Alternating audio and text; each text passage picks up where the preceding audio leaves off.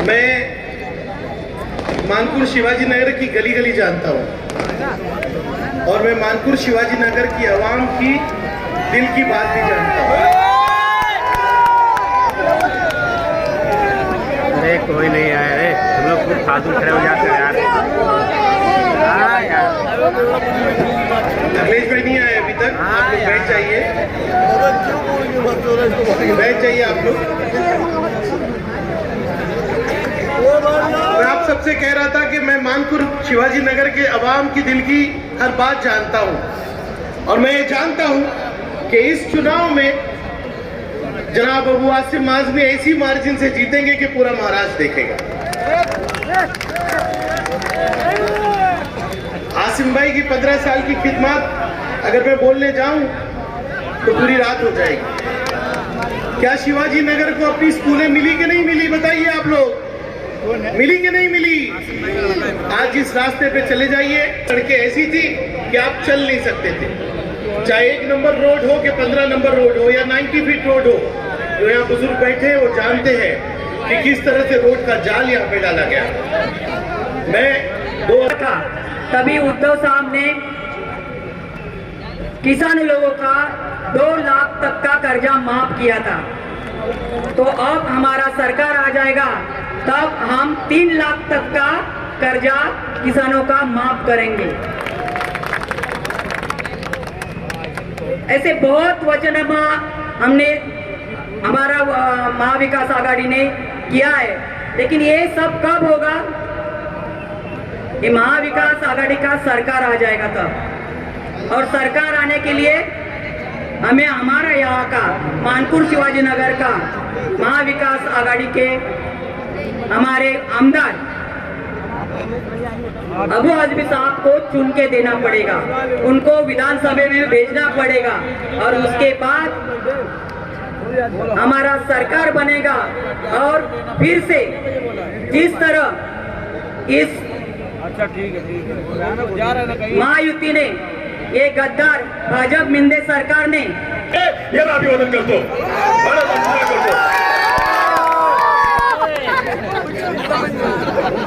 दोस्तों, यहाँ पर मुझसे गुजारिश की गई थी कि मैं आपसे चंद लफ्ज जो है वो हिंदी में पेश करूं। हिंदी, मराठी, इंग्लिश, गुजराती सभी भाषा में शरद पवार की लोग बात कर सकते हैं, उसे किसी भाषा की एक भाषा की जरूरत नहीं। वो कहते हैं ना, मुद्दे लाख बुरा चाहे तो क्या होता है, वही होता है। अबू जी, चाहे कितने ही लोग आपके सामने दुश्मन बन के खड़े रहे, आपके लोगों ने तय कर लिया है कि आने वाले 23 तारीख को इस राज्य के विधिमंडल में अबू आजमी फिर से एक बार विधायक बनकर इस महाराष्ट्र में विधान भवन में जाएगा। मैं आज आप लोगों से कुछ चंद बातें सामने रखना चाहूंगा। सबसे पहली बात, कई दिनों से देख रहा हूं कि इस महाराष्ट्र की सियासत में एक तमाशा चल रहा है, तमाशा। और कोकण के सिंधुदुर्ग जिला से, जहां कोकण से मैं भी आता हूं दोस्तों, लेकिन कोकण के सिंधुदुर्ग जिला से 3 बंदर आते हैं, 3 बंदर, एक बड़ा, एक मसला और एक छोटा, 3 बंदर आते हैं, उसी 3 बंदर। और क्या तमाशा करते हैं, क्या उपटा हरकत करते हैं, बहुत बात करते हैं, ये हुआ वो हुआ, ये होगा वो होगा, और फिर कहते हैं अबू जी कि मस्जिद में घुस के मारेंगे, मस्जिद से घुस के बाहर निकाल के मारेंगे। अरे इस दाढ़ी को और टोपी को हाथ ला कर दूंगे,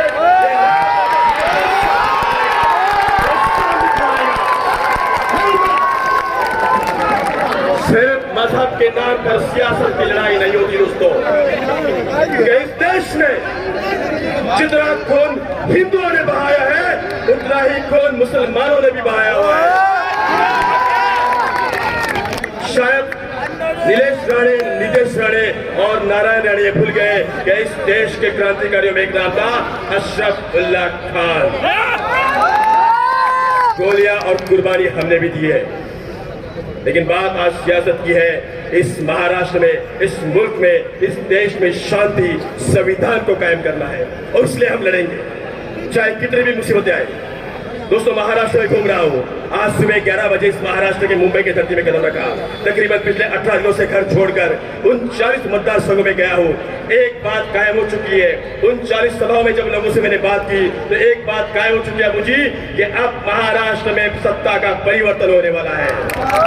महाविकास आघाड़ी की सत्ता आने वाली है और वो लाने का काम ये सामने बैठे मेरे मजहब के लोग जिन्हें आज यहाँ पर हमने बुलाया है ये करने वाले हैं। क्या हो रहा है इस महाराष्ट्र में, क्या हो रहा है? हम जब कहते हैं कि हमें सियासत की लड़ाई में नहीं गिरना है, लेकिन तब आप लोगों को एक बात याद रखनी चाहिए कि जब हमें ये कहा जाता है कि इस मुल्क का मुसलमान नहीं है, इस मुल्क का मुसलमान उस मुल्क से आया हुआ करके, तो मैं उससे कहना चाहूंगा अकबर जी मैं उससे कहना चाहूंगा कि जितना इस देश का हिंदू इस देश में रहने का हक रखता है, उतना ही इस देश का मुसलमान इस देश में रहने का हक करता है, क्योंकि उसे इस देश में रहने का हक डॉक्टर बाबा साहब अम्बेडकर के इस संविधान ने दिया हुआ है। इस संविधान ने दिया है। किसी माई के लाल में और किसी के बाप में ताकत नहीं है कि इस देश के मुसलमान को इस मुल्क से बाहर निकाल के दिखाए, किसी के बाप में नहीं। मैं आज आपको चंद बातें रखते हुए अपनी वाणी को विराम दूंगा।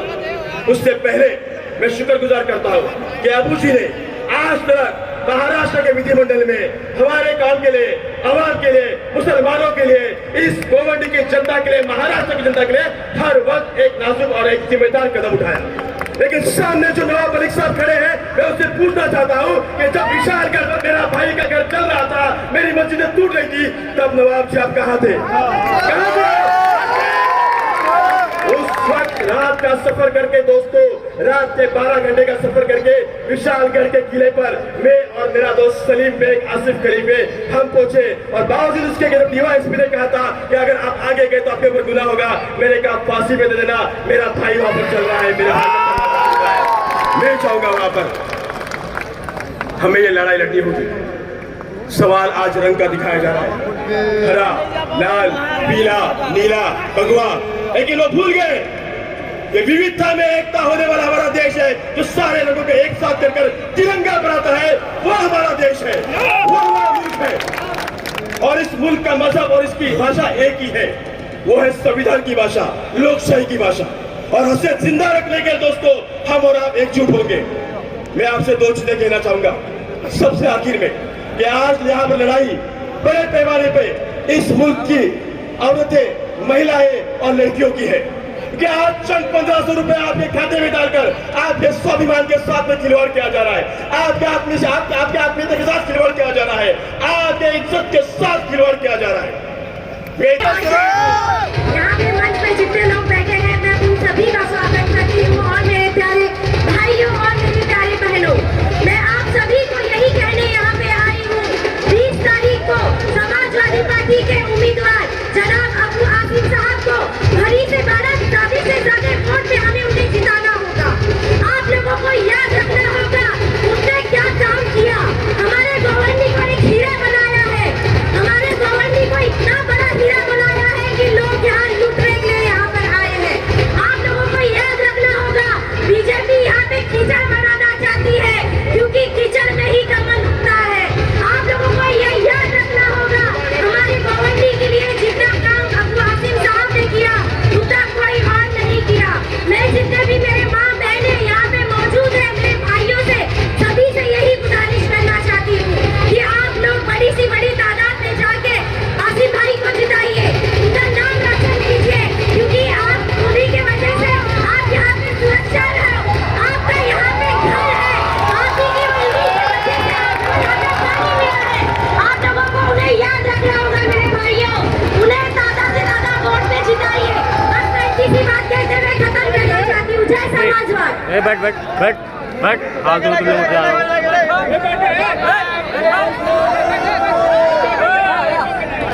शिवसेना उद्धव बाळासाहेब ठाकरे के महाराष्ट्र की बुलंद आवाज शिवसेना नेते माननीय संजय राउत साहब का यहाँ पे आगमन हो चुका है। साथ ही शिवसेना के उपनेता आमदार सम्माननीय सचिन भाऊ अहिर साहब का भी यहाँ पर आगमन हो चुका है। जोरदार तालियों से उनका स्वागत कीजिए। सम्माननीय राउत साहब, सम्माननीय सचिन भाऊ, और कुछ ही समय में हमारे खासदार संजय पाटिल साहब भी यहाँ पर पहुंच रहे हैं। अस्सलाम वालेकुम। ये खामोश मिजाजी हमें जीने ना देगी। इस दौर में जीना है तो कोहराम मचा दो। 20 तारीख के दिन जनाब अबू हाशिम आजमी साहब का 5 नंबर बटन है, उसको दबा के कोहराम मचाना है। बोल अबू हाशिम अल्लाह बोल, इंडिया राइस को अल्लाह बोल। अरे जो सरकार भी कमी है, जो सरकार भी कमी है, समाजवादी पार्टी, समाजवादी पार्टी आवाज दो, लड़ेंगे। हमारे मंच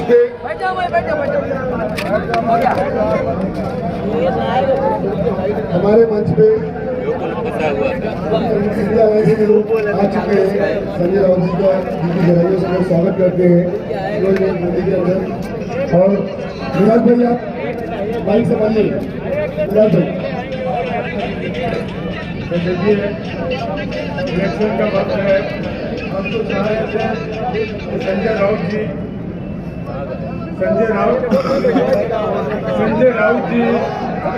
और सचिन भाऊ अहिर हमारे साथ रुकते, लेकिन बहुत व्यस्त उनका कार्यक्रम है, कई सभाओं में उनको जाना है।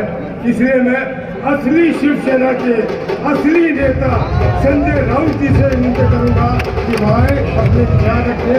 संजय राउत जी,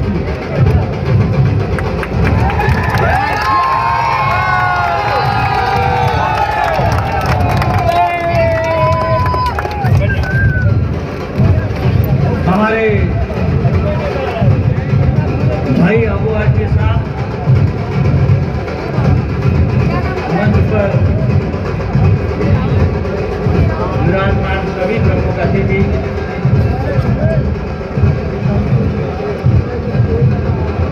आणि आपण सगळे इथे जमलेले, समजते ना मराठी?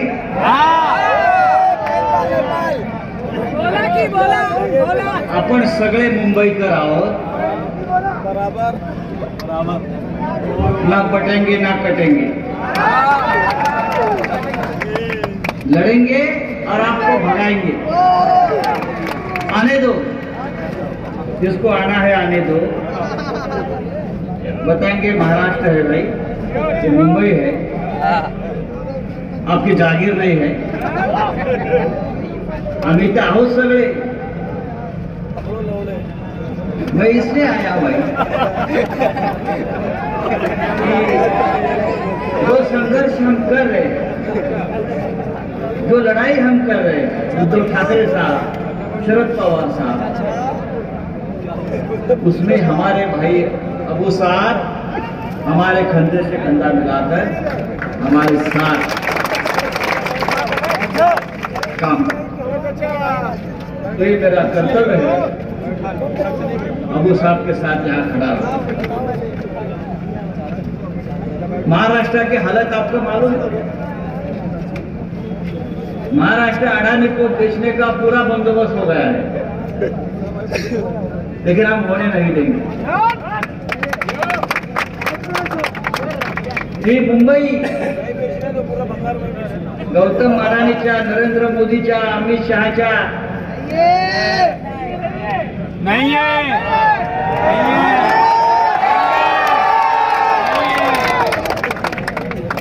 धारावी अडानी के किस्से, मुंबई का एयरपोर्ट अडानी को, या मुंबईतले सगळे सॉल्ट लँड, मिठागृह अडानी को, सभी जकात टोल नाके अडानी को। तो हमको क्या बचा है? घंटा। ये घंटा 23 तारीख को उनके सर में मारेंगे। हम एक है और एक रहेंगे, ये ध्यान में देना। भाई ये महाराष्ट्र राज्य है, महाराष्ट्र के दो दुश्मन है, एक नरेंद्र मोदी, दूसरा अमित शाह।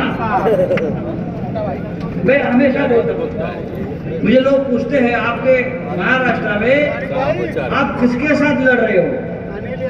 लोग बीजेपी नहीं, ये एमएनएस नहीं, ये एकनाथ शिंदे, ये क्या उनकी औकात है हमारे साथ लड़ने की?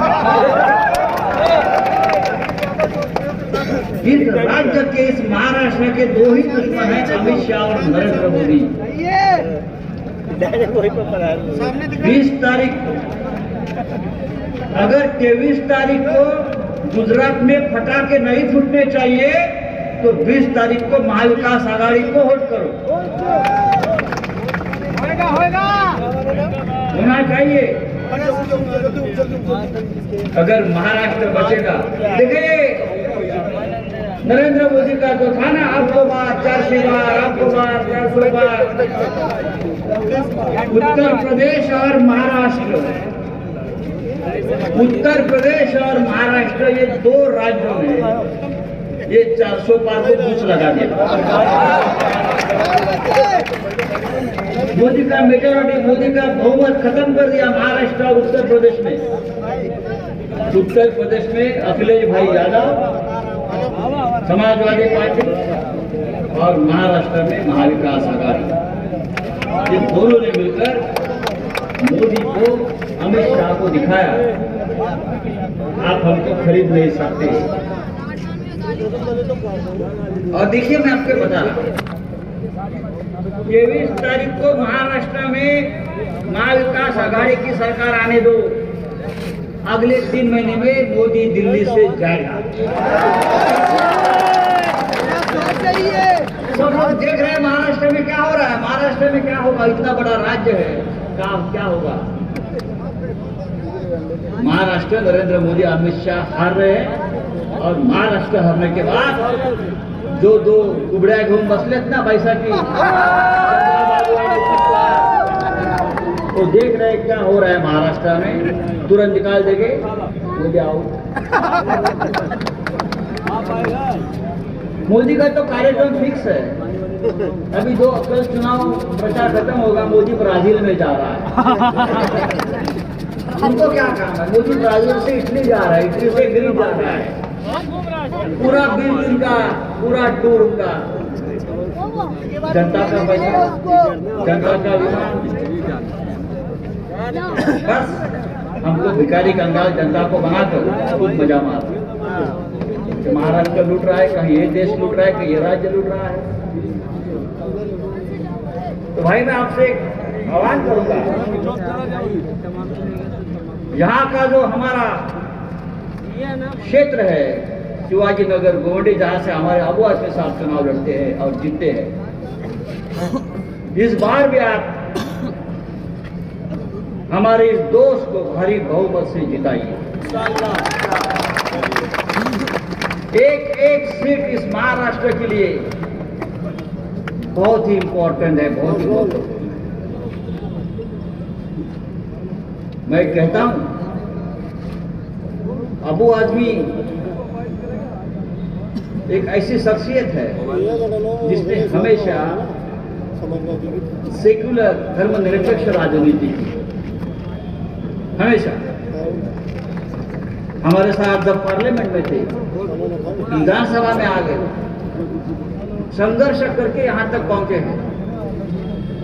हमारे जैसे हैं, हमको भी जेल में डाल दिया पीढ़ी वालों ने, तो हम क्या डरते हैं क्या? हम डर गए? हम ना भूखे ना पीके, हम वापस जेल से आ गए और वापस हमारी लड़ाई जारी है। और सरकार आने के बाद जिस जेल में हम थे वहां किसको भेजना है वो भी लिस्ट हमने तैयार कर।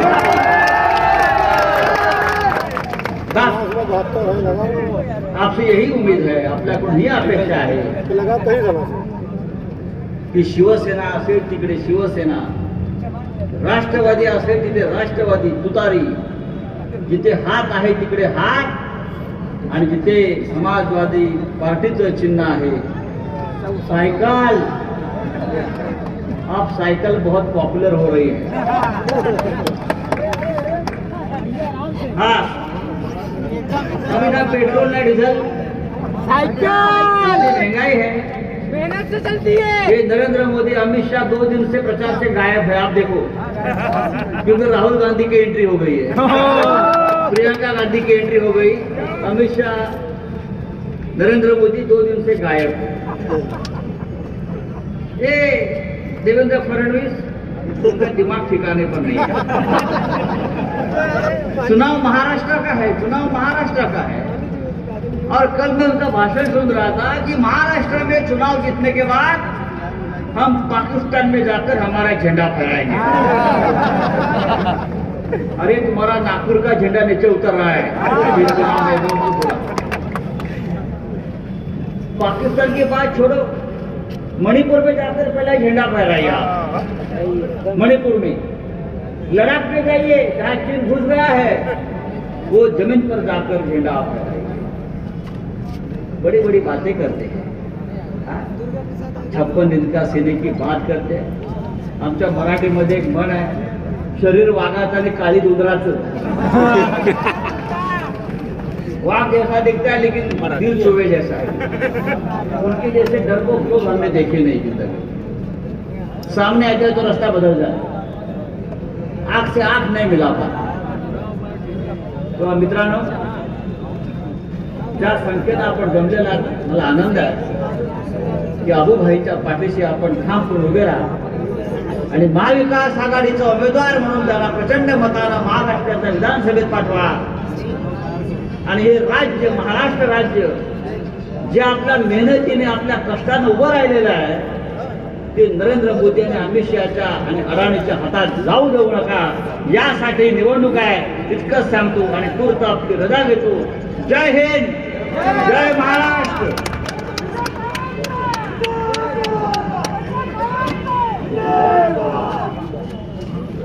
ये तो महाराष्ट्र में शेर है,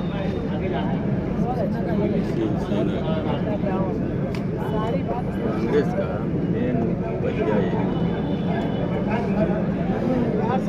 जो ईमानदार है वो बोलता है, डांटता है, जो खाते हैं वो नीचे से जाते हैं। कुछ भी किया, इतना किया, ये भी परेशान किया।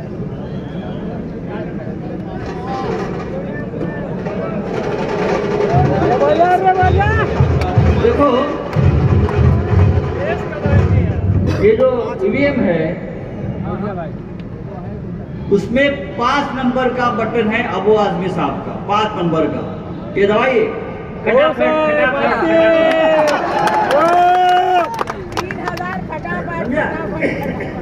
फटाफट दबाइए और फटाफट विधानसभा में भेज दीजिए। Thank you. हेलो,